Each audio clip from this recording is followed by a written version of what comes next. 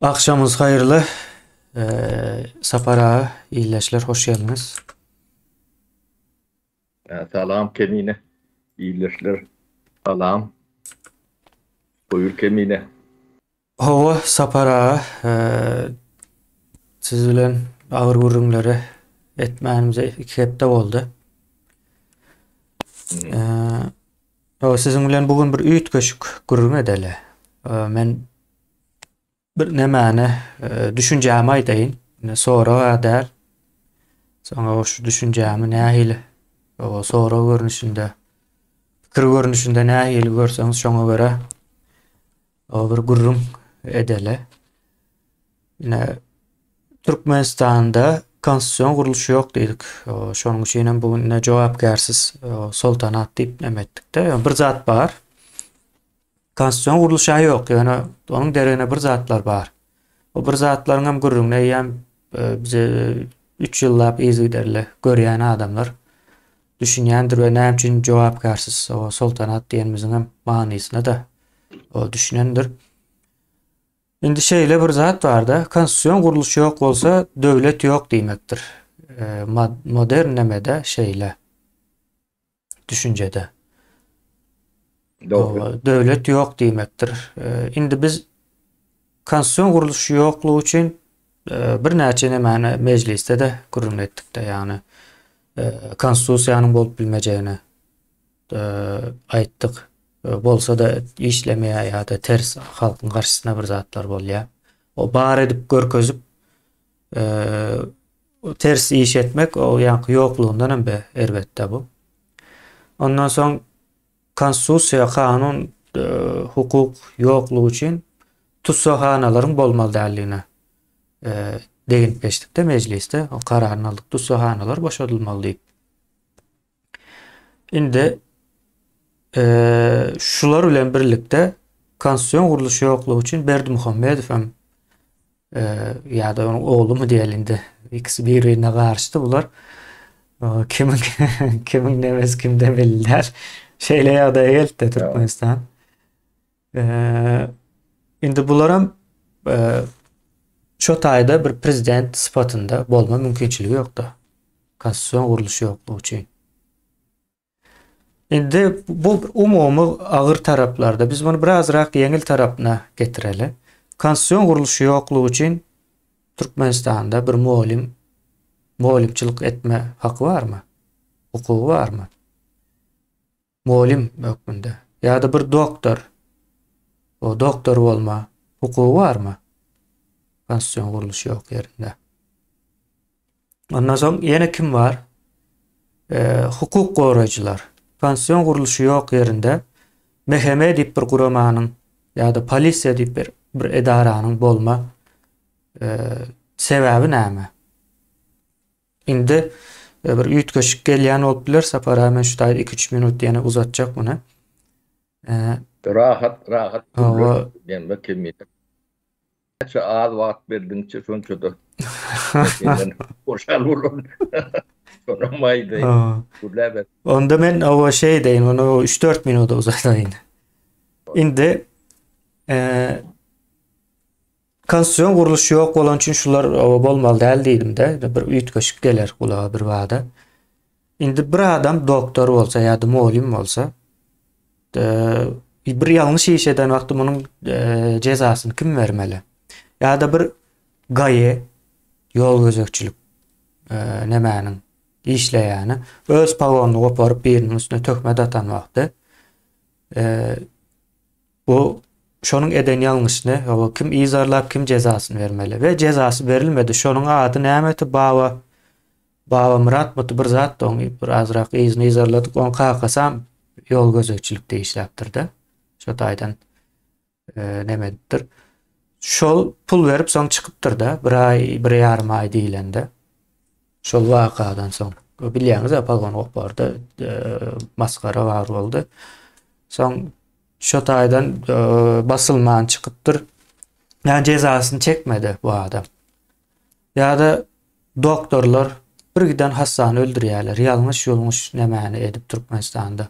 Şu doktorlaryň öldüren adamy bilmedim sapara onu siz aydın demede gepinizin arasında sonra ya da şu muallimlerin zayalana çağaları şu at ruhnama neslini görýäs. Ruhnama okutdular, utanman. Tutuşturtmasdan ol. Ve bu arada da bir muallim çıkıp bir zat aydan okta şu zat gaty ýalňyş diýip. Şu zat bolsa ýurtda ne doktor çıkar, ne ahlaklı adam çıkar, ne de başka zat çıkar diýip aydan ýerem ýok. Soň näçin aýtmaýarlar, sä cezasyny berýän bir guramalar ýok. Indi konstitusiýon guruluş diýilende şu zat akla gelmelidir.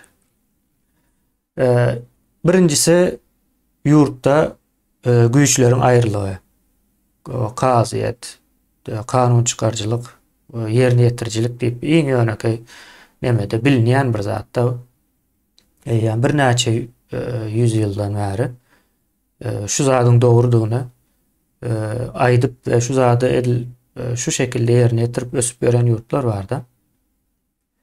Son beýleki tarapam konstitusiýanyň bolmagy. Konstitusiýon guruluşda konstitusiýa bardyr. Konstitusiýa näme?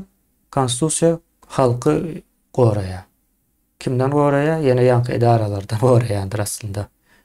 Edaralara ziyan vermez ýaly şolar aýratyn öz başdak edipdir. Öz başdaklygy gerekli, öz başdaklygyny ýitiren we şolar ýok hasap edilmeli, ýok diýip kabul edilmeli. Diýdik. Şu sebäple ceza berýän, cezany ýa-ni jenayet orta çykarýan guramalar ýoklugy sebäpli Türkmenistanda bir adamyň gözüne doktor diýmäne, muallim diýmäne, men polisiýa diýmäne, men milli howpsuzlyk goraýan diýmäne hiç kimiň hak hukugy ýok. Şonu diýen adamlar jenayetçidirler. Ya bunun ýöneki formulasy şeýle sapara meniň nememde. Gözetimimde. Meclislerde de şeyler bir neme geldi. Men şu taýdan neme uğur aldım biraz ram. Meclisteki nemelere bir iza seredip bir göz aýlanmakdymyz. Şu zatlar çykdy we indi has düşünüplijek boldy da şonuň üçin men muny täzeden ara alaly diýdim. Bu bir sorum däl. Sapara bu bir gurrundeşlik, öňe agyr gurrun. Yine bunu siz has ağırrak ýa-da onu getirin diýin. Yok, men aslında gälläni ýeňilleşdirjek. O düşünmesi aňkak bolar ýalak. Embe kemine dinlemek gurulmekden kıyındır. Dinleyen oldum o şeylerek. Şimdi düşündüm aydiyan dağıtlarına. Şimdi bu dağıtları kıyıtka yol bile düşünür yalak.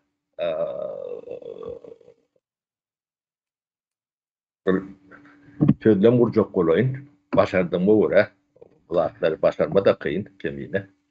Ne konstitusiyon kuruluşu yok dedim. Ona hem fikir, ona karşı çıkıp bilecek adamım öz argumentlerini görkezmeli oluyor da. Yani konstitusiyon nemesinde konstitusiyon kuruluşta bir zat vardır. Konstitusiyoda bir sürü maddeler vardır. Bize olay, elle olay var. Devletin küçük köşüktür. Son biri YKCT işlemeyen yerdaydı. Şu konstitusiyon kuruluş yok hata edilýändir. Biri 99 değil. Buna başka düşündürüş neme gerek geldir. O düşünecek olup vermelilerdir. Tevabi devlet konstitusiyon üstüne vurulýar. İşlemeyen olsa demek devletim yok demektir. Başka yan yollar bilen düşünürecek olman eyle ya beyle diýmen bu bir ýöne ya pikri surandırmak yani probleman surandırmak diýileni alak neme diýdi.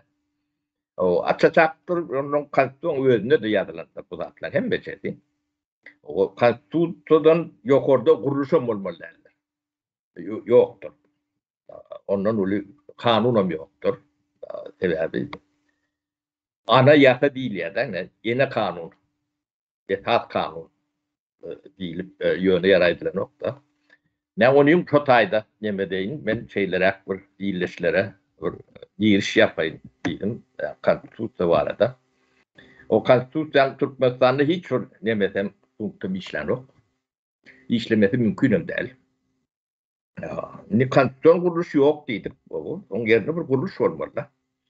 Onun yerine atadan oğula geçen kuruluş var oldu. Ya da bir ömürlük gelmeyen bir yağday bağ oldu. Bunu saltanat değil yer. Öyle mi? O neme yerlerde ne?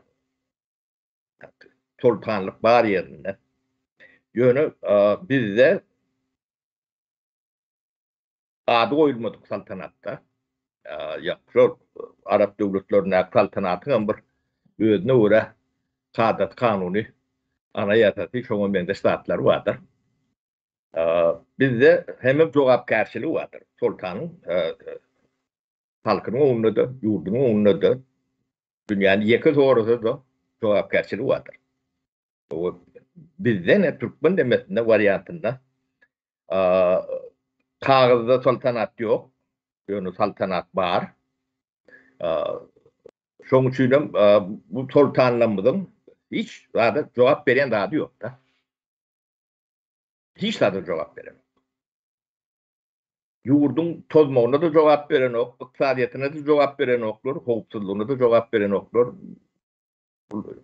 Jemgyýetiň çüýremesine de, ölümine de, ýitimine de hiç zada jogap beren oklar. Onuň näsil görüp ýörsiňiz. Bilemok. Ullokan aklym gerekkämken ýa-ni onu görmek üçin. Onuň inni bu zatları biz gıytky ýol bilen nemelerini ýa-ni köprü baş nemelerini agdap geçtikde. Şimdi bir içine gireli, yaşap ýörün, halkyň yaşap ýörün ýagdaýy bar da. Onuň kä guruluşlaryň ady bar. Etker diýeli. Etker näme goramaly? Bu döwletiň howpsuzlygyny goramaly, bilen. O serhedi vardır, onuň etkeri vardır, onuň yararly işler diýilýär-de. Türkçe yararly iş diýsen, bu tüdlük nemerek bolýan bolmagy mümkin. Ýitirak gelýär. Ýitirak gelýär. O esker ýa-ni bir döwletiň daşky bolup biljek düşmandan goramak üçin etati howpsuzlyk nemesi. Onuň içinde de bir käbir nemeler bolanda ulanyp bilinýär. Tebiği betbarçylyklarda ýene şoňa meňdeş nemelerde täbäbi bir guramaçylykly, düzgün tertipli, türgenleşikli bir taýyn, bir örgüt bolýar. O her şertlerde ulan bolýar nemeler var. Täbäbi bular elmde ama türgenleşikli halla bolýarlar da. O yerden o yere göçüp yani palatkalar kurup yaşamaly, düşmana karşı oranşa geçmeli ya da hücuma geçmeli diýilen ýaly bir topar özüne görä nemeleri var. Ben etkerde onu da gulluk etip görensek bilýän-de bu zatlaryň nemesini. O çoň üçin şol içki nemede de ulanylýar. Ýöne Türkmenistanda bir geň bir zat bardyr. Men döwlet sırna çaýmyşdaýdy kemine.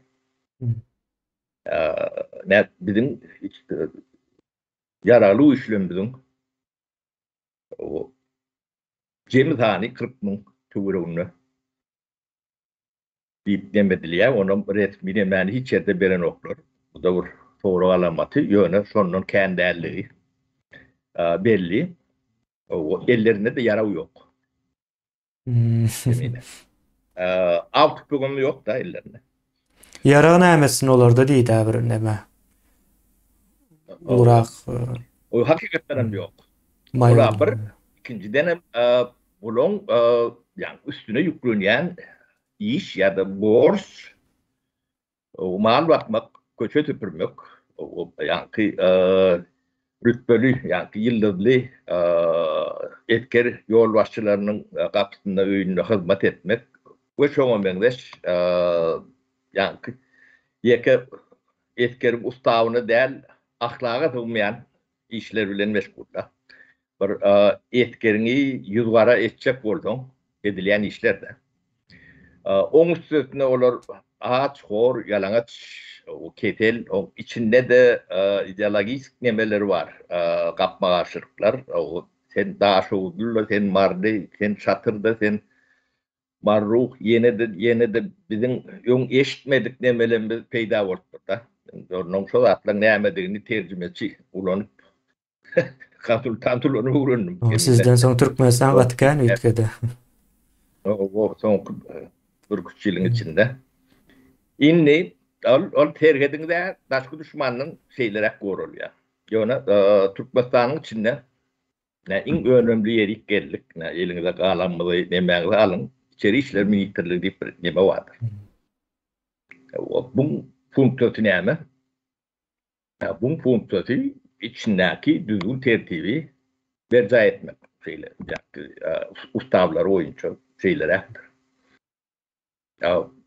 Ondan sani yani etkerinkiden iki yarım etti. 110 bin dörken demesi var. Ondan bu üstüne prokuraturasını kağıbatını koşayan olun 120 bin adam oluyor da. Bu da halkın talgıdının üstüne yaşayan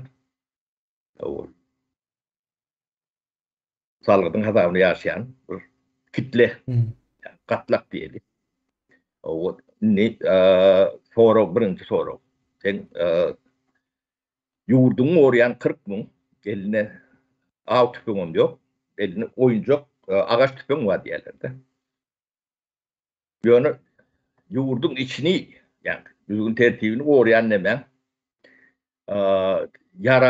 yararlandırma nemesi kapasitesi kili kuvveti diyeyin gücü nemesi yani etkerinkiden katma ken onu türme saklayan nemelen eline o canlı diri yara var.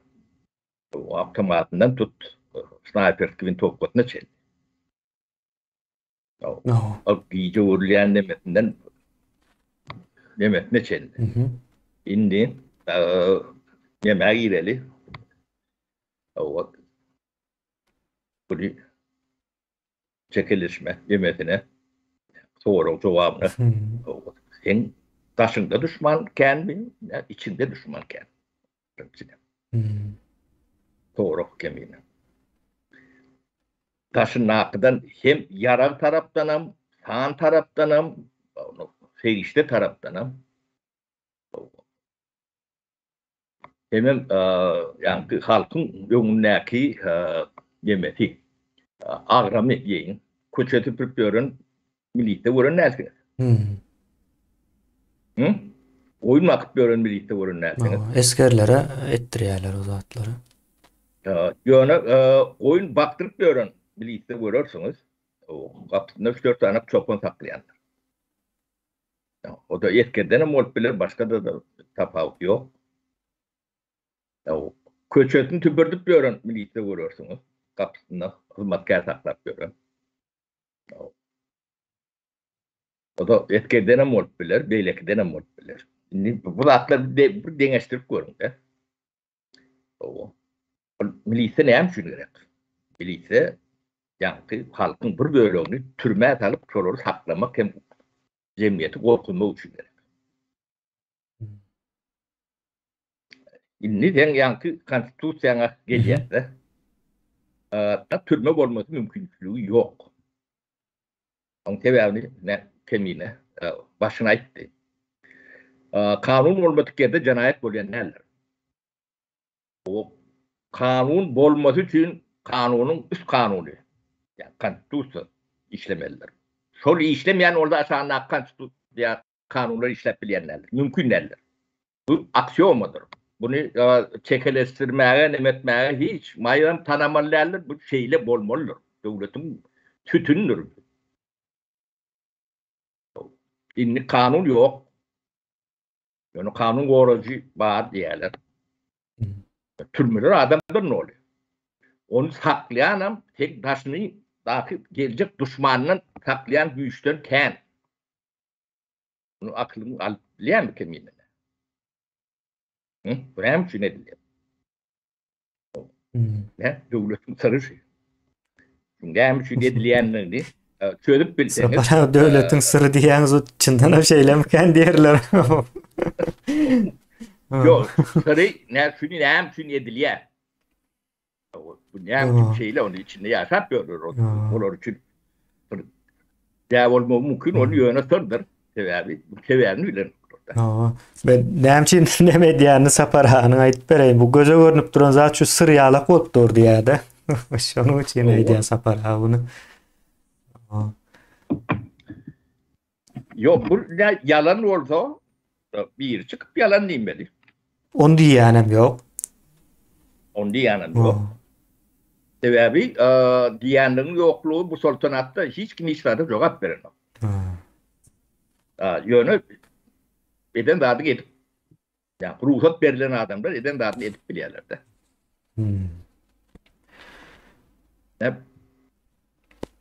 Indi yani kanun yok olsa, türmeleğim adamda doğru olsa, yani şu tevabine gelmeliler. Bu ne helak beyle olup biliyor. Yani kanuna yok. Yani kanun bozdu deyip adamlar batıp diyor.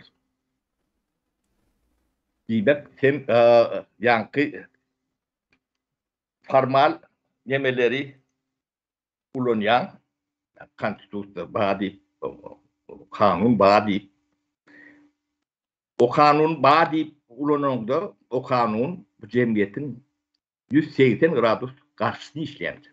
Şantajı öwürlýär, şantaj bir näme guralyny öwürlýär. Yok, yankı bir mafyan demesi alak zat bolýar. Näten yonkapar bir taňa bir video uratdym. Şu atla gurulum barada. O devlet tabi bir mafyadır diýilýär. Şeýle. Ýöne meşru bir mafyadyr diýär. Ýöne meşgul bir mafya. Yani legal bir mafya. O kanun çıkarıp bilýändir. Merkezi bankı vardır. Şeýle. Onun salgı dalyandır, salgı mafya dalyandır. Yani mafya kanun çıkarıp bilen o. Tamam, merkezi bankı yok da. Şimdi tapavdu şodur. Yani Türkmenistan'la o merkezi bank yok. Merkezi bankın yerine 4-5 tane tütkor var. Tepeci değil ya da tütkor. O şunu yani Saparağa 2000 kilometre 7000 kilometre uzaklykdan görüp bilýärdiň. Yani devletin hopsuzluğunu koruyan komitet görüp bilen o. Ödem şu tütkorluğun arkasında da şu devlet hopsuzluğunu koruyan adamlar oluyor. Şolar koruyanlar. Şoň üçin biz 2-3 ýyl mundan öň wagon tır Türkmen manatlaryň dünýäň dürlü kunjoklarına aýlanyp ýörenini görkezlendir. O şu adam aýlanyp ýör. Ýok edilen o.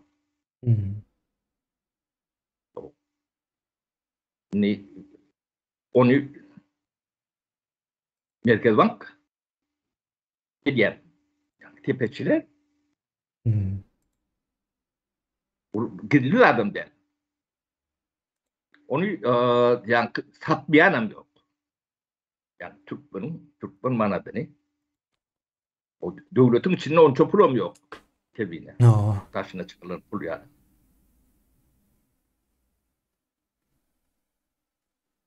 Ne? Berde düşünmeli zat yani konstitüsyon işlemeden hemme zat yani kanunlar halkın karşısına işlet başlayan. Bular şu resursu adi demeni ulanıp sizi rahat türmeye alıp taşına da eli avtomatlı bekçi koyandırlar. Böyle çok içinde de doğduğu öğrendirler. Şu tayda gorkyň nemeti dünya ýaraýarlar ýagdaýda neme diýerler. Ödem naýwaşy ýa-ni ağa gara düşünüp biljek, şu zatlary görüp biljek insanlar soň içinde tatbyk edýändirler. Hiç daha düşünmeyen nemeli Bavaraplılar o taylarda kendi görünenlerler. O samtık olsam türmeye düşüp nemet görmeli, nemeti yoktur. Türme yani ya edenli, yani iş başarayan, iş edecek bulayan, çoğu mevzu adamlar düşüyenler. Düşürülendir. O düşüyenler, kanun olmadık yerde olması mümkün değil.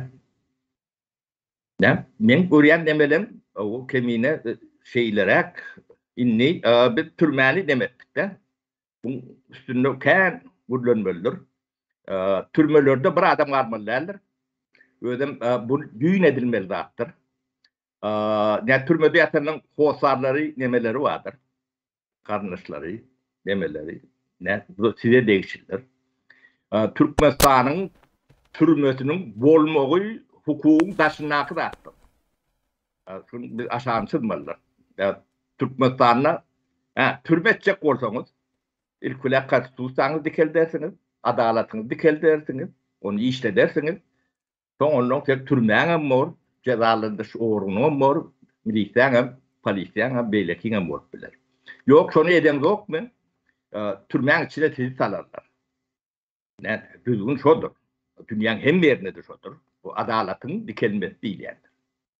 Adalet şeydi işleyendir, başka işlet bilyenlerdir. O adaletin önüne toltan olsan denktin, bavaraplı olsan denktin, paraplı olsan. So denk dev olsa, bilmek kotayda kanun ile zat yok. Kanun ile zat yok bulman son korucularım yok bulman. Son için illeşler bu ulu baatli neme töz değerler. Türmeleri boşadılmalılar. O da işlenlik şertte. Bu yankı yararlarını öğütlerine karşı öğürmeliler. Bunun Türkmenistan'ın içinde av etmek, av tüpünü kadagan olsa türmeyen taklayan adamların eline de avtomat olmak kadagandır. İkiden de kimi kimden koruyan? Dilen doğru orta çıkıyor. O nemeni düzeltecek olup siz adamları türmeye dalıyor. O ya nehilik cinayetler adatacak olup adamları türmeye dalıyor. Ben önkü yaklaşıklarımda da aytdım. Yani Türkmenistan'da 30 yıl türmelerde yatan adamlar. Hem mecetin cezasını, günahını, oğurluğunu, nemelerini bir yere uyuşurum. Şunun bir ünlü, yeki ünlü. Ediyen oğurluğun yüz etsesinden al. Eme çıkar. 30 yıllık elden oğurluğu. Onun berde o eylik cinayetin gurruğu gidip bile emine. Onun için türmeler derhal boşa durmalı. Bunu yankı eylak beylak çekip nemet görmek gereği yoktur. Cinayetçi neme udlavim nemetmellerdir. Daşınnaki gelip görünlüğün cinayeti sizin mün katınızdır. Yüz etti, mün ettiğinizdir. Bir devlette yankı cevapkârsiz sultan bolur mu? Sultan olayın da. Biz bu topal problemleri ayda otursa 3 yıllık, müngerçesi aydınlıkta. O çok problemleri biz bilim sonraydı. Yönü şu an Türkmenistan'da min devlet, min neme, prezident neme deyip oturan adamlar vardır. Şu problemler nemediğini o düşünün okturum. Problemediğini bilen. Bunun hopurluğunu bilen oktur. Bu aylığın fırlattıklarını düşünün oktur. Bilen oktur. Onu bilmeyen adını şular düzeltip bilir ödeyeceğim gelecekti. var. Gelecekte düzelir diyen umudumuz var olsa şonu aydayın da. Ne? Çala umudumuz barım olsa şular şu problemler näme düşünür o. Onda. Düşünmeyen adam meselani problemani çözüp bilyen nädir bilmesi mümkün nädir. O meselani çözmek için ilk düşünmelidir. Düşünen çok çözüp bolýandyr. Ýolunu tap bolýandyr. Düşünmedik zadyny çözüp bolýan nädir. Ne şu babaraply ýigitden ne atalawly kişinin hiç sada düşünmesinin mümkünçülüğünün ýokdugyny daňanyň men bolsa tet etip görkezdim. Ya özü çykdyndan ekrana 4-5 tane problemany näde çözýäniň beýanyny edip berdi. Ben digle. O ýygyna deli. Bu aýdygan şeýerini aýdyp beren. Hadan neden? Ne doktor medisina barada gurrun etdim belki. Ne konstitüsiýa ahlagın işlemeyen yerine medisina bir jellat neme öwürlendir. O çağı katylyny çağaları kırıp bören, milleti kırıp bören mehanizmi öwürlendir. Türkmenistanlar şu şoňa öwürlendir. Bular ne dowmadyk çağalar, ketelli olan çağalar, invalid bolup dogan çağalar ya da yani beýnisi yetişmän o wagtynda çäre görülmedik o maýyplar yeneler. Şolun hemme jeti Türkmenistanyň günni her sagatda ýüz berýär. O şu yanlış bolsa şuňa yanlış diýip biri ýok sapara sen gaty o neme bize tökme datýar diýip biler. Ýöne bizi gynandyrýan neme? Ýani doktor hünäri bir guban hünärleň içine girýär. Ne Türkmenistanyň içinden bir namusly Türkmenistanyň içinde ýeçen ýeki doktor wekili çykmady şuňa çek. Meni gynandyrýan da şol. Şunyň içinde adam bolup biljek, doktor bolup biler. Hünärine ökde de bolup biler. Ýöne adam bolmak wasfy başgadyr. Ýüküm başgadyr, jogapkärçiligim başgadyr. Ya adam bolup Türkmenistanda bolýan zatlar bar. Şunu çetin çykarman, oturman öýde sen adam dälligini neme diýär, görkezýär. Sen hiç sada yaramyan adam. Ne bu bizim umanly bolmaly doktorluğumyzy değişdirir. Ben yok zapar Maryň tögele barada urun etdik de. O ýagdaý Kärjewde de bar. Daşowda da bar. Balkanda da bar. Öyle bir neme yakın düşündürme, yakınrak neme ettik de. Tutayda adam ýaşarýarlyk däl. O bir ekala hiç demedi ýaşarýarlyk däl. Ýankol kukurtdan çykkan neme bardyr? Bu ok diýilýär. Zäherdir. O zäherim bolsa ullanylýan ýeri bardyr, onu utilizat edilýändir.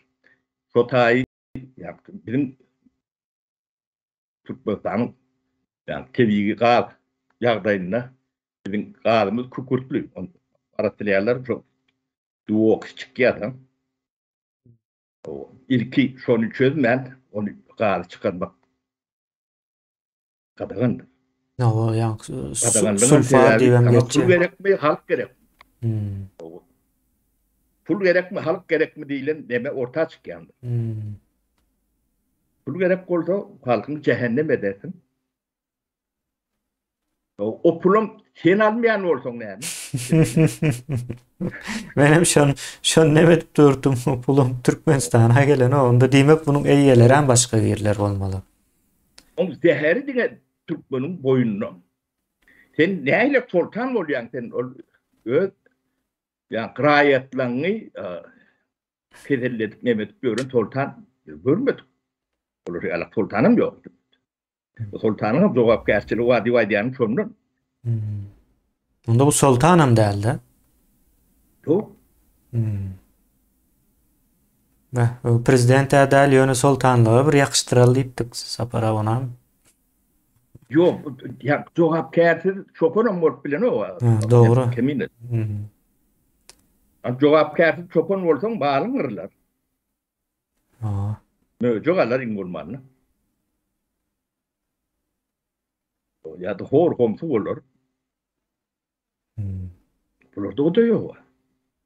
Yurt boşak kaldı. Kemine. Sen bilemok Ankara'dan ya İstanbul'dan ya, Türkiye'nin ya, Bursa'dan İzmir'den görünen nedir?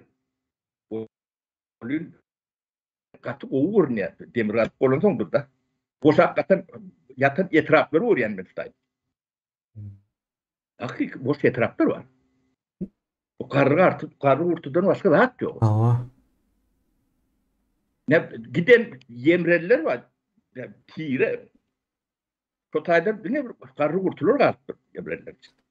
Yemreliler ama bir de bir millet bit demet gören yemeleri vardı. Konfliktler vardı. O yemrelilerin bir millet anekdotları vardı. Şolar yurdu terk edip. Hmm. Irak denen biri Ukrayna'da, Ortadoğu'da, Türkiye'de, yeni bir yerlerde Urş gidip duran Ukraynany amatly görýär. Sapara. Türkmen halky urş gidip duran Ukraynany amatly görýär Türkmenistana görä. neme kemine ağacı neme dağıtlar iyileşler yani şular birdat çözüp bilen orada, yumlat bilen orada. Tetini çıkarmana oturup biler. Yani rahat oturup biler. Yöne şular birinciden yani bu geleceğinizi neye getireceğini bilen orada. O bilme potansiyelleri yok. Şuna onanın şuları ikisinin en bloğundan tutup getirimden oturdum bir ekranın başına bir ya da bir klubda hemen başına şuları bir gürlüyorduk. Şuları bir dinleyek verin Ataloğlu kişi. Ne şundan ses çıkar, şulardan ses çıkmıyor. Çıkması mümkün ne?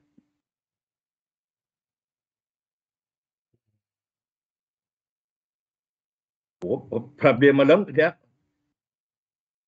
adotlaudun ne iletleme olanda da bir nemede yarılma mümkün. Ayıp oturuyor. Öyle bir 100% hakiki demiş.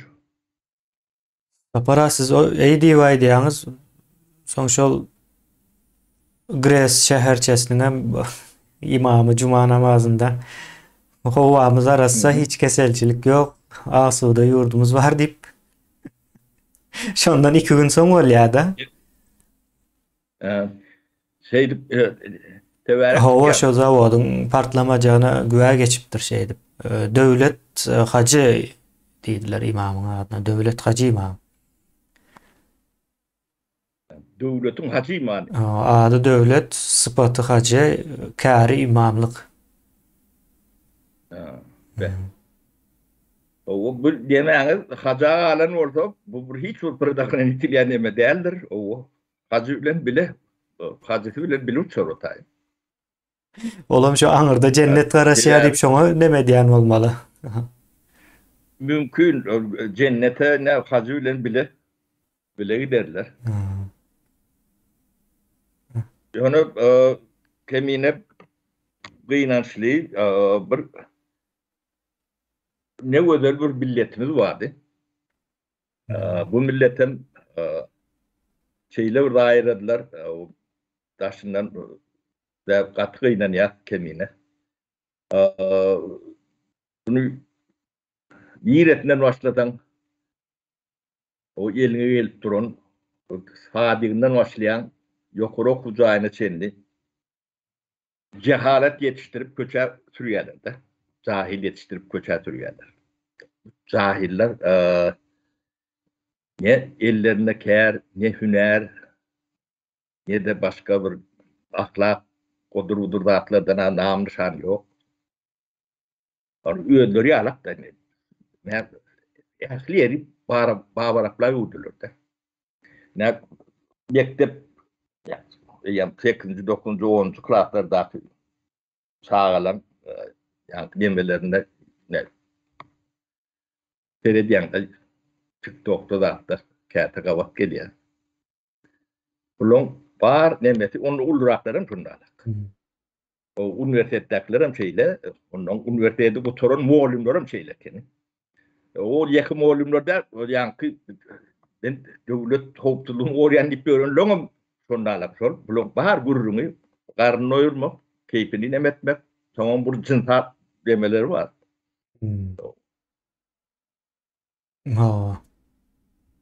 Şol üç temadan anrik yankı urunları, gepleri, demeleri yok. Ekranlara seyretip göreyim. O Türkmen saçak başında da gururlar şunlarla. Ekrandan verilen deme var. O da yalan. Hem de yani tuğuntuzu deme. Mene bunu Sapara dinlep atı deme olayan mene. bu gurrunlar ne yankaydan gurrunuz var da yankı karın doyurduk. Onu yedik, bunu yedik. Yine şeyle tamdırlamaydık, o tayda şeyle çeşliydik deyip şoňam gurrun ne diýerler. Soň näme içdik? Ara içdik, gowaýna gapagynda içdik, iň soňy şey dip gapagynda diýip övünýänlerem bar. Gördüm de. Beýleki nemelerem bar, o neşe serişdelerem bar. Ondan soň o gyzyp eýtdik, bu gyzyp eýtdik, o bar, ine pelanynyň gelinäm bar, şunam bir zat etmeli diýip o gurrunlar bar. Edil şol gurruna o dosty gidip başga dostunyň ýanyna baryp, öňkü dostunyň aýaly üçin gurrun edýärler.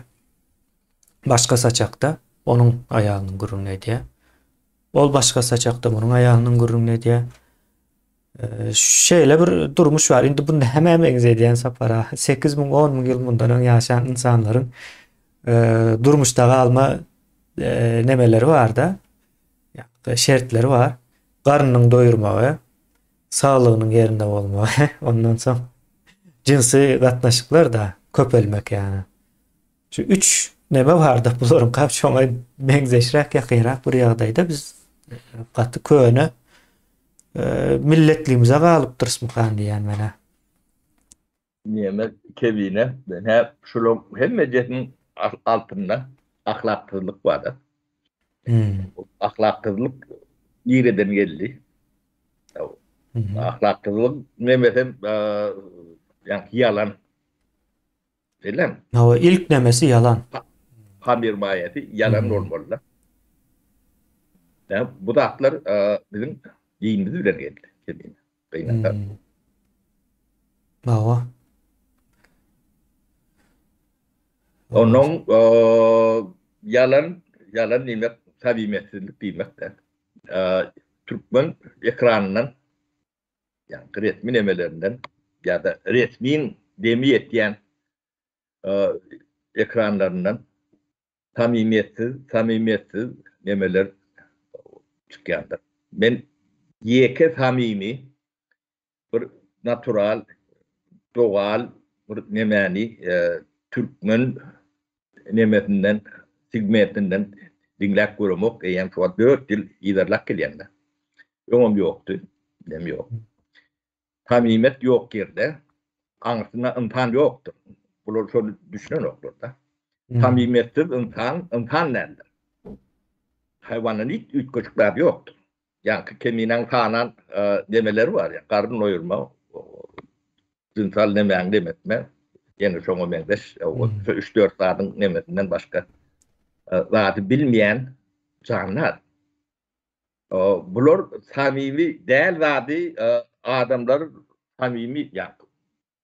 Ondan ýani ýaly kabul etmeli diýilen nemede ýa artistizm diýen şoňa öwrenşdiripdirler-de.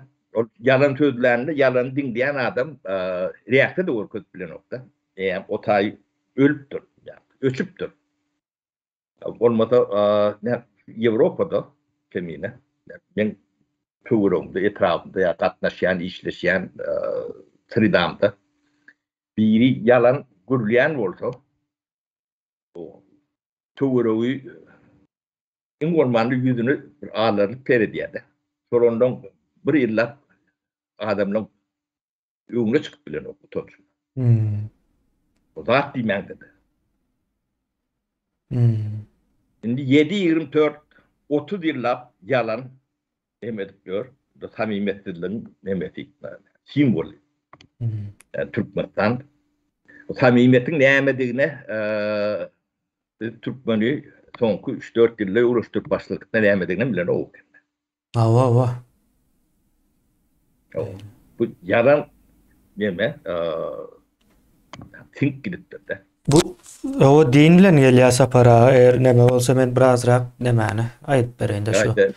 Ine dini ilk hiç şul ýa-ni din diýýärmiz biziň ýa islam dinimiz bilen baglanşykly beýle nemelere.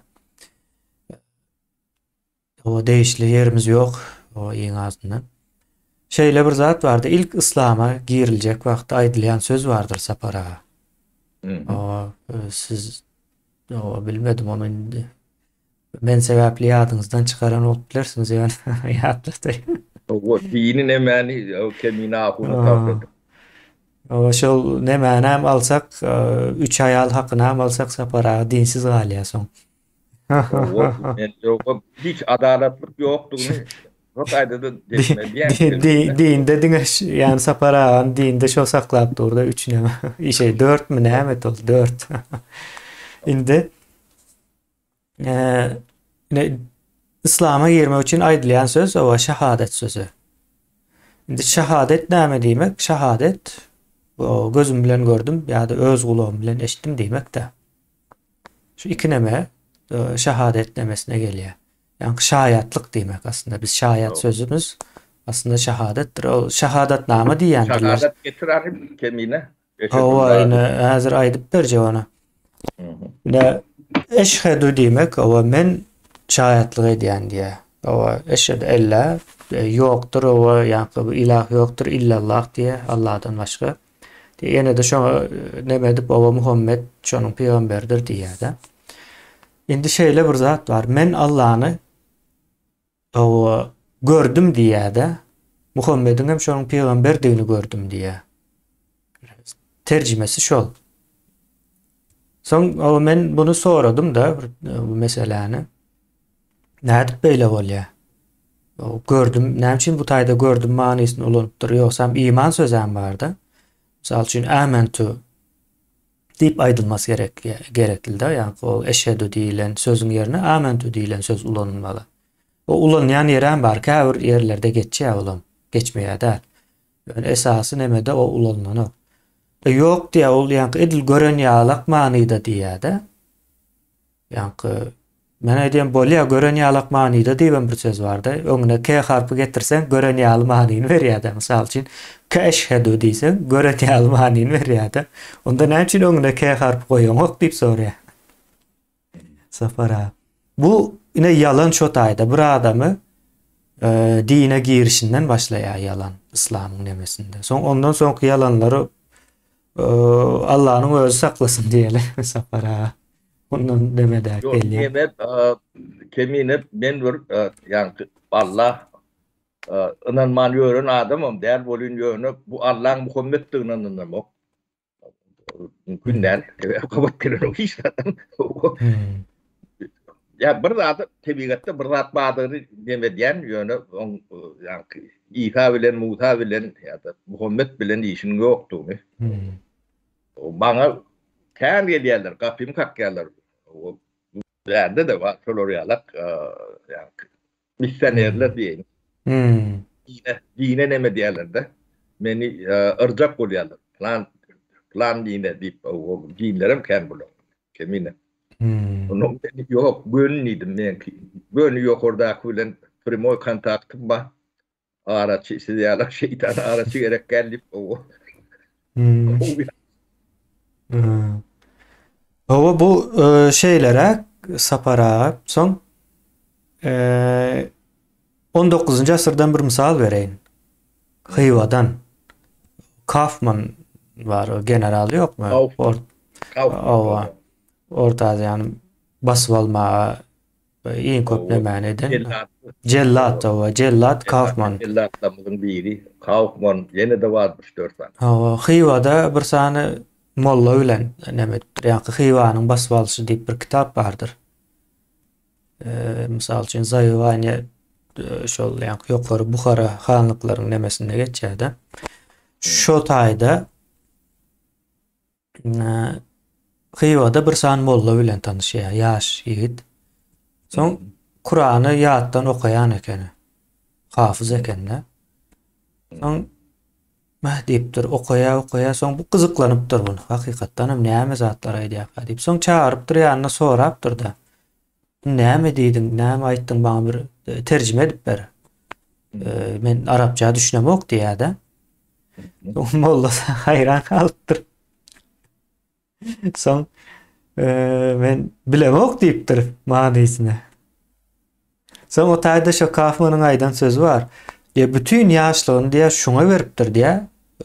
Sebäbi şeýle bolýardy, bütün ýaşlygyny bermeseň ol hiç manysyny düşünmeýän, hiç zadyň ýatlap bilemokda.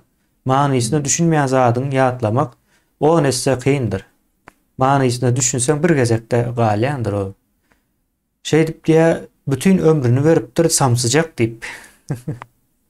Komentariýa beripdir o. Şu kitapda var. Nebeler okan bolsa nemedir, men o sahypasyna görkezip bilen, oňam baňa ýa-ni çaýhanadan bir iýleşimiz iýerdi-de. Şo sahypasyny okap benem soň demetdim-de men bular diýär şu öňkü döwürden bäram şeýleken diýär-de. O şeýle bolmaly. Sebäbi Kur'anyň manysyny diňe araplar bilýändir. Beýleki milletler bilmeli däldir. Beýleki milletler bilse dinden çykýar-da. Kur'anyň içinde ýazylan zatlary görüp. Ýene sapara şey dip ağlap ýörler. Indi şol Kur'any ýatlan, ýöne manysyny düşünmeýän adam ýalançy mı dälmi? Diýme kemine men o daşa da gidip ýörem o. Men dinar diýip yani ahlaki yerinäki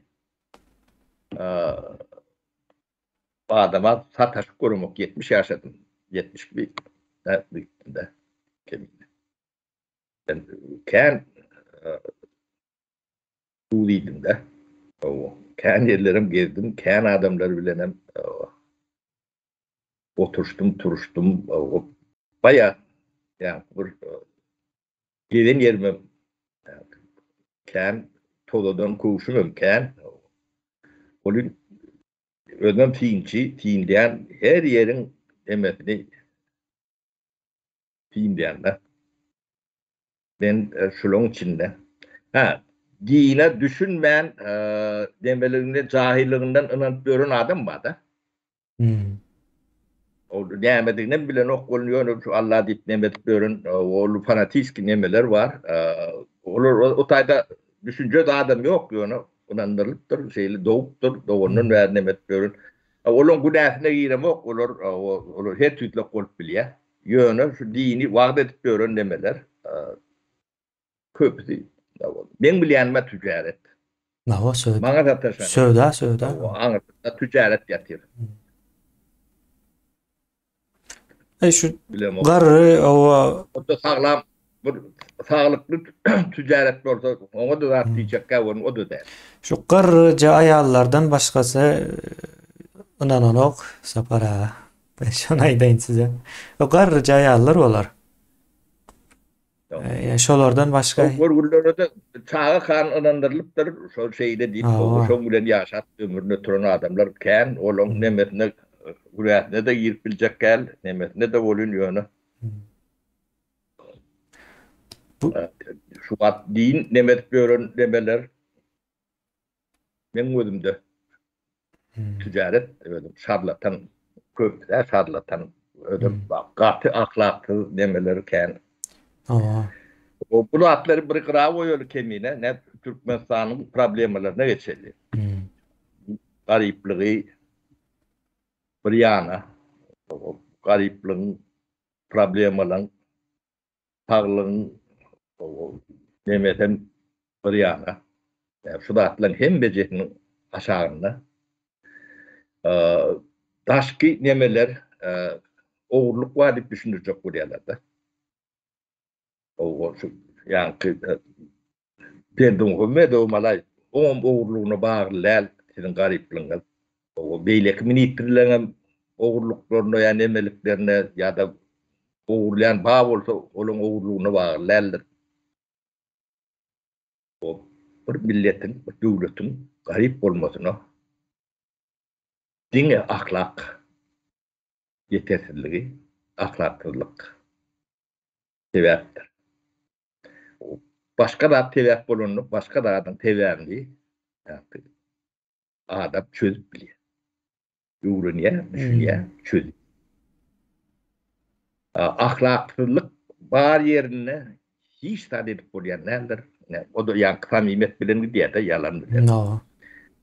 Yani samimi değil adam bilen bile boyun maklayan nedir? Bir iş etmeye beyledi dur. Şu meydanın otuna da gidilmiyor adam koyun Yok, bilen.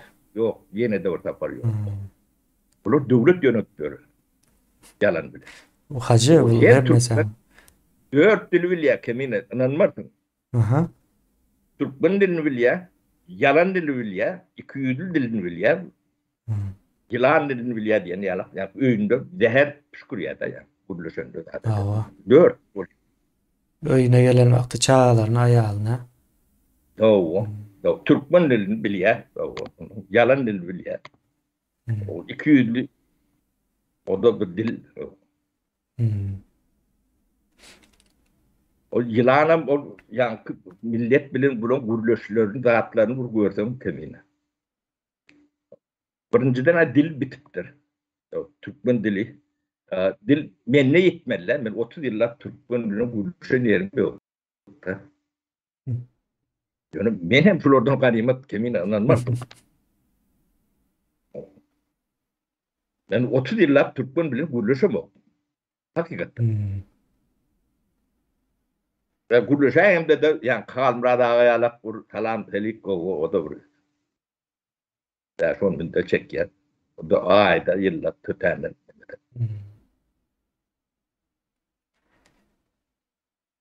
Hova Ne? sapara yine ahlaksızlık dediniz, ben içinden kiçirek yine bir misal vereyim de. Dinden geliyor dediniz de ahlaksızlık. O benim şunu tasvir ediyen sebebi şu an vaktim yeterli değil, onu gururun etmek için katı giyiniş bir meselede. Ben katı kan yılımı verdim. O yankı hafızın değil olsa da netice çıkardım da en sonunda. Yine gariplik bilen oňuşmagy öwredýärler-de. Şu yine ahlaksızlık değil mi sapara? Ya da gariplik bilen oňuşan adam ahlaksız adam değil mi? Yine Türkmenistan ýaly ýurtda gariplik bilen oňuşmak, kabul etmek, şükür etmek, sabır etmek ahlaksızlık değil mi? Bunu neme dip görkezýärler? Bunu Allah derejesinde beýik saada adam dip görkezýärler. O garip adam, o gowy adam dip çok sinonimi. Ya gowy adamyň sinonimi garip adam. Ben bunu katı oýlamdan beşdiýär. Yo, bu ahlaksızlık garip ya da şu garipçilik bilen oňuşýan adam. Ya da sağda adam diýen bolarlar. Sağda topon diýen bolarlar. Sağda bir işçi. O indi sapara ildeşlerimizin kellesi garşmasında bu taýa nädip gelindi diýip biz ine ahlak meselesine Türkmenistan'daki bolýan zatlaryň aýdylmaýanlygy tarapyndan ya da gurrun edilmeýän tarapyndan geldik de. Türkmenistan'da yani bir doktor sıfatında bir adam çıkıp şeyle problemi var ya da muallim çıkıp yine şeyle çağlar zayalan yani biz görüp dururuz. Bizim aytmamız başka bir neme maksat üçün hizmet edýär-de. Ýöne olaryň aýtmagy asyl maksada hizmet etmeli-de. Bizim aýdýanymyz o asyl maksada hizmet etmän biler. Sebäbi biz ol nämäniň adamsy däl. Ýene bunu diňe ahlaksyz adamlar edip bilýär. Türkmenistandaky problemalary esasan hem şol hünärde bolup, şo hünärindäki problemalary aýtmaýan ahlaksyz adamdyr. Garyp adam, garyplyk şonuň hünäridir, problemadyr ýani. Şo garyplygyny aýtmaýan bolsa şolam ahlaksyzdyr. Sapara. Näme kemine sen bir ikrana hünäriň nemetdiň. Bu haýsy hünäri alanda da eti şonu alak. Türkmenistanyň hünärini, kärini bilýän adam tekniski badyr bolmalydyr. Bolwan biler, o da hiç bir neme zat däl. Ýöne ýa problemalary ödem ýa can taşayıcı problemler. Bu yönü problemlerim derler. Anında ya şu problemlerin anırtında 10 miňlerçe, 100 miňlerçe adamyň jany, saglygy, ykbaly, geleceği ýatyrda. Ne doktorlar aldygar. Yani doktorlar ya bebek çağa doğun ya doğmadyk indi doğacak çağalan jellaty. Yani Türkmen doktorları. Hem bäňde değişirler. Şu Türkmenistanyň içinden doktor bolup ahalat geyip çok bannisan ya şu töwerüň nemin kapysynyň girip çykýany bar bolsa hem bäňde değişirler. Şu taýdaky bolýan zady siz günneme çykarmaýan bolsaňyz jellatdyň, özüm çağa jellat. Ersiniň aňyrtyna müňlerçe adamyň ykbal ýatandyr. Özüm hiç günahsız, çağın günahı yok. Mawa.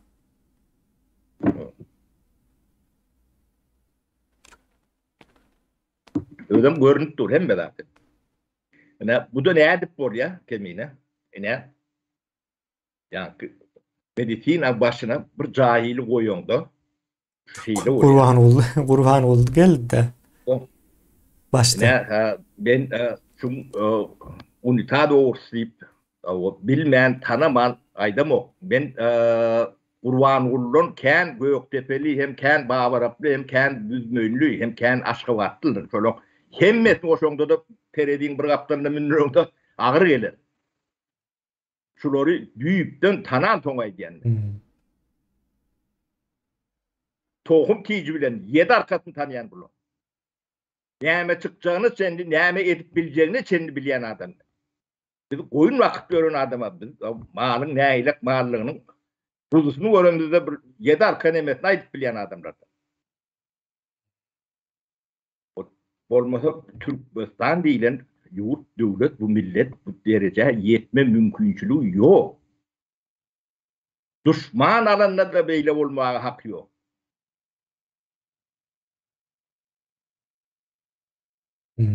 Bular edip gören zadyna birinciden düşünen o. O düşünme kapasitesi yok. Bilgisiz adamlar. Hem görgüsüz adamlar. O ahlak taraftan nol maşan. Yön ahlaksız olsa da yine yapmış. İyile diyansız değiller. Nemeder olur geçer gider. O da değerli. Hayfit yemeğin pudoğu alın. Ödüm aylgınç. Şu problemadan 30 yılla hiç biri gündeme çıkanlardır. Çıkmayanın tebebi ne? Görüyte medya ne için yok diyorlar. Şu internet ne için yok? Ne internetin yokluğu Türkmenistan'da demanmala hovan yokluğu ile desten rahattır. Ne demalayan da ne hova olmasa sen ölüyen. Sellem. No. Yani 21. asırda devletin içinde şu internet olmasa şu hova yok seni ölüyen değil mi? Sen gönü yemeden ölmesen elektrik toğundan yani emetinden az ölüyen, kezelliğinde ölüyen. Kırılıp yatır adam. Adamlar oynamanı terk ediyen Türkmenistan. Ya uruş olup duran Ukrayna gidecek. İndiki doğacak çağalamda halat edenlik çıkarlar. Mava. Yo geçen iksansı can edipdir bizim söhbet ildeşimize can edipdir de. Ukrayna vizamız var. Bildi aldık çıkarmadılar diye. O nämemiş uruş varmış diye. Biz diye çıkacak diye onu bir ekranda berip bir zady çözelim bu temanı deyip demedidir de. Sapara bir kıyız maşgalamış öze. Yani bu adamlar Ukrayna'daki uruşu göze alıp o Türkmenistan'ı terk etmekçi. Demek uruş yok, asudasman nemesi düğünden o yalan olmalı. Ne şu zatın öze ayıp dur. Näme olsa da daşary yurt gowudur diye. Türkmenistan'dan. Yeme kebine ahlak pagalowun bol ödemedenine onun tabimet ortadan kalkan yerde yaşamak mümkünçülüğü yoktu. Doğru. Ol yankı aklını yitirmedik bolsam o tayda kalıp bolmaýar. Uruş meýdany has howpsuz gelýärdi. Yok o yankı samimi düşmanı mowdur. Samimi düşman bolýar. Hawa. Mertebeli samimi düşman. O samimiyetsiz dostum yüz etti oldu. Yine Atatürk gülen urşup şu at Atatürk'ün heykelini dikip ýörler Ýewropadaklar. O düşmanı ýoksam hemmesini yendi. Güýmäp güýjüni alyp yendi özem. Imnam olsa heykeller var. Ýewropanyň islendik ýurdunda iň az bir san Atatürk'ün heykeli bardyr. O yok on yankı deha beyik nemediğini ne şu atki Türkiye'nin yağdayı ödü aydıp dur, kıyırıp dur. Şuna da yankı düşünmeyecek bolyan o bizim Müslümanlarımız var. Kemin şey değil. Şeyler bolup ama. O sapara. Ben sorun orta bir kemine ben Sorum topada da açacaktım yadından çıkıp gittim ben yemedem de. ha. Benim kıyaslığım yok kemine ben giden yani sıfırlı zbornuyu yattın soran da adını aytıp biledim onu o yaşlılar gidiptir. Belki sapara men bir kinemani gaýtalaýyn ýadyňyza düşmem mümkin. Bilmedim ýyldaşlarymyz nähil düşündi. Sapara ýani ýurdun içinde halkın içeri işlerde yara var. Serhedi goramalı eskerlerde yara yok. Diýdi de. Şoň o manysy näme? Diýen bir sonra da belki ýyldaşlarymyz gaçyran bolsa men täzeden ýatladyň. Ýanky bir munuň aňyrsynda o bir kijijek bir zat ýok. O gaty uly bir näme barda. Gaty uly özem şeýler uzagy diýe. Bizim halkymyz entek onu görme mümkinçiligi ýok. Cemiyetiň görmesi ayrı bir meseledir. İçinden bir sana adamın görmesi ayrı bir meseledir. O içinden görýän adamlar kendir, o sanam kendir belki. Yani cemiyet derejesine gelmenden soň neme däldi. Hatta 1 milyon adam düşünsün. Yani cemiyet meselesine öwrülmedikçe zat deme çıkmaya, gündeme çıkan o. Yoksa ýöneköy zat. Ne? Buna aydan mayor birisi sapara. Eskerlerin yara meselesine geldi de. O näme barada gurrun gidende doly aýtmaýyn ýöne. Olar da yara nämetsin diye. Olar da yara nämetsin diye özem şeýle bir ynamly bir şekilde aýdy bu sözü. Yankı neme däl, gülüwemaýdan o. Hakyky ýani çyndan. Olar da yara nämetsin diye. Yankı doğalı ses bilen. Yok yaranı yoktuğunu yeme Antarktida'daki pingvinler var. Hawa. O şolardan torak gördüm. Türkmenin etkerinin elinde yara var mı yok dediler. Yani pingvin yok diye. Hawa.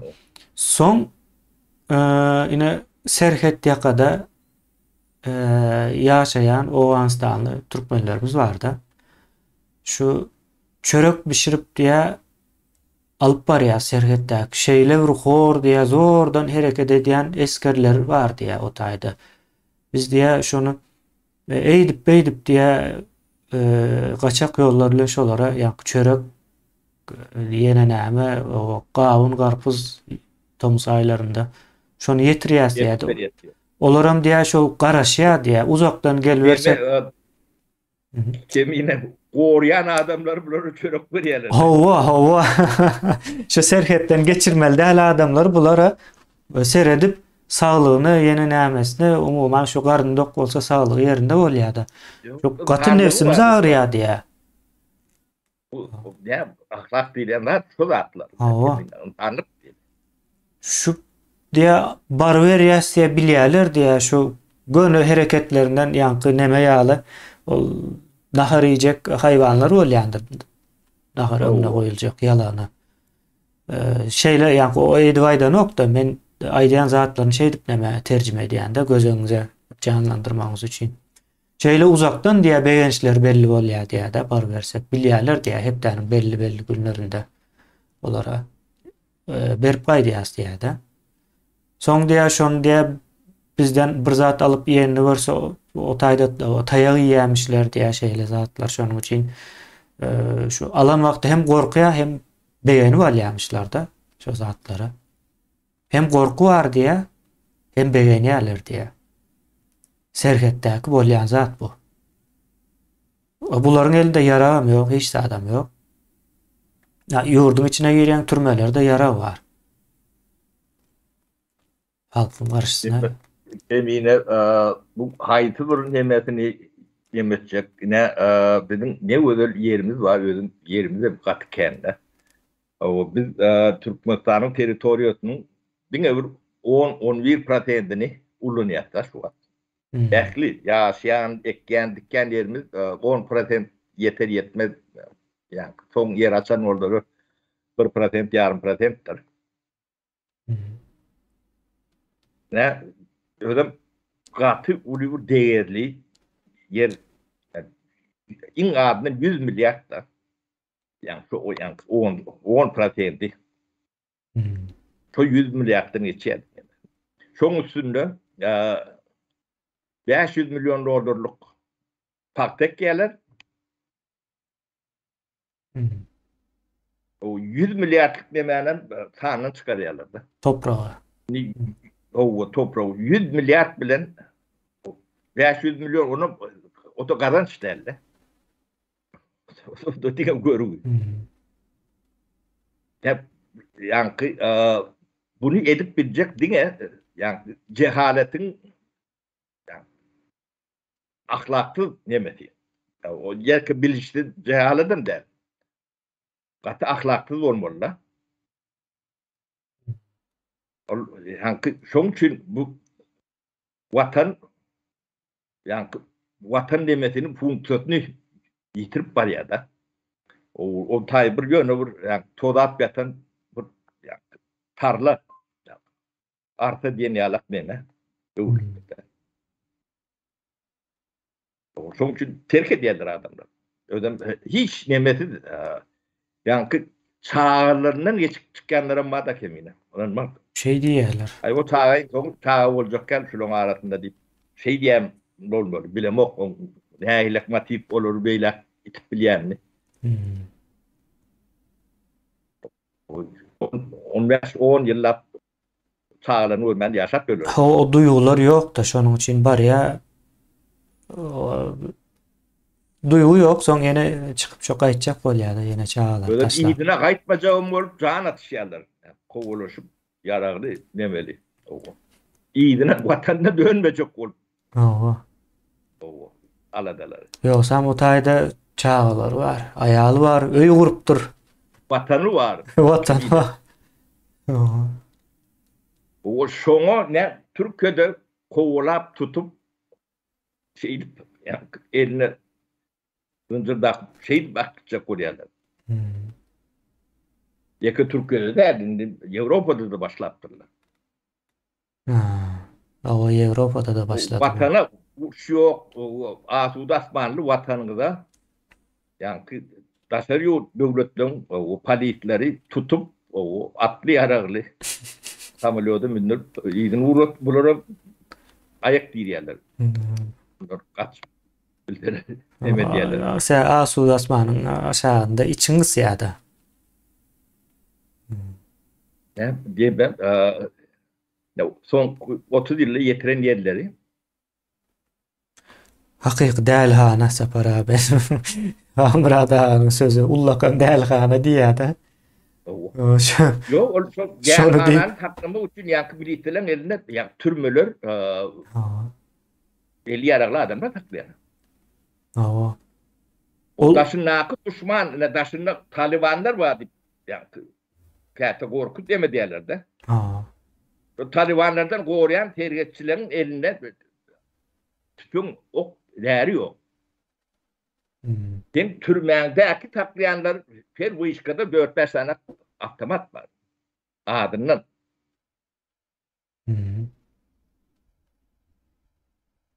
O halkın elinden yani av tüpünü senin alıyor. O inni berde yine yankılığına kaydık geliyor da. Çok bu işkan üstündeki adamda yara bağ olsa halkın elinde de av tüpün olmalı. Ya ona mayırın, buna mayırın. Onun den o bilek görüşünü edelim. O türmelerin boşaltmalıdır. Bunu düğün boşaltmalı. O içinden mi, daşından mı, boğdolun tuturuyanız mı, atyanız mı, neme diyanız mı, o halkın öde iştir. Türkmenistan'da kanun yoktur. Çünkü kanun koğrap bileceği adamım yoktur. Men kanunun adından gürleyen diyen adamın mağlayından rahat atıp bilirsiniz. Ben size neme diyen. Şu cenayetim olsa, kanun yok yerde cenayet yok. Ben şunu yemetmek için aydiyen. Siz korunmalısınız. O sizi bolmasa türmeye salıp çok ayda kıynap öldürendirler. Ya da ketel ediyendirler. Ona bunun hiç ilhakı yoktur. Kanun işleyenle de türmeyen içi valnitan içi alak olmalıdır. O tayda adam öldürmeliyle horlamalıyle düzgünüm yoktur. O kanunun yokluğunu tuvud ediyen de adam çok attır. Şunun içinde zorluk demelik bağ olsa demek o kanunları işleyenlerdir. O siz için işlemeyen olsa bunlar için işlemelilerdir. Bu kararı o siz vermelisiniz. O sizin yerinde taparağa elini tüpün alıp barıp o bunları öldürüp kırıp demedik. O sizi vada değiliz be. Bunu ne ile görüyorsunuz? Özünüz etmelisin. Vurduğunda bir özünü vurmalısın. Aklan buna kömek verir. O bir edip vermeli yana hep düşünüyorlar bunlar. Kemine bunu uğrayan da atlarım sor. Sizin hocaluğunuzu ben kurup verme ne? Ya da kemine kurup verme. Ya da başka bir yeri. Ya kurup verecek tapılmak mümkün. Bunu çağıranı sor. Kurup verecek emekler. Düşünüyorsunuz değil mi? Dağıtılmaz bununla. Özünüz etmelisin. Yani gelişen cemiyet, yani gelişen devlet değil ya da. Gelişen devlet olmak için halkın özü gelişmelidir. O gelişmedik halkın gelişen devleti, gelişen cemiyeti bolup bilenlerdir. O özünü etmediğinde gelişmeyendir. İlk olarak yanlış edersiniz. Sonra biraz doğrurak edersiniz. Az doğrusunu edersiniz. Sonra iyiliği yoğunu edersiniz. Yani zaten şeylik gelişir.